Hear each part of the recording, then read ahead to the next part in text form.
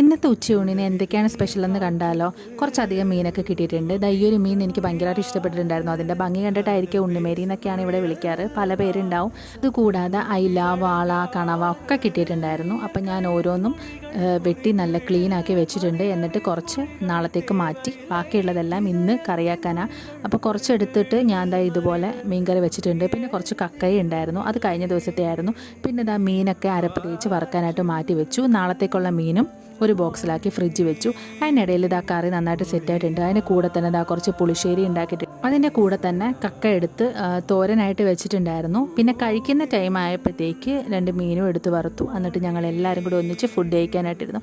മിക്കപ്പോഴും നമ്മൾ നിലത്തിരുന്ന് തന്നെയാണ്, ഒന്നിച്ചിരുന്ന് തന്നെയാണ് എല്ലാവരും കൂടി ഫുഡൊക്കെ കഴിക്കാറ്. പിന്നെ അതിൻ്റെ കൂടെ മാങ്ങാച്ചാറും ഉണ്ടായിരുന്നു. മാങ്ങാച്ചാറ് വീട്ടിൽ നിന്ന് അമ്മ റെഡിയാക്കി കൊടുത്തിട്ടുണ്ടായിരുന്നതാ. അങ്ങനെ എല്ലാം കൊണ്ട് ലഞ്ച് നല്ല കിഡിലുമായിരുന്നു. നല്ല അടിപൊളിയായിട്ട് ഫുഡൊക്കെ കഴിച്ചു. അപ്പോൾ ഓക്കെ, നാളെ കാണാം.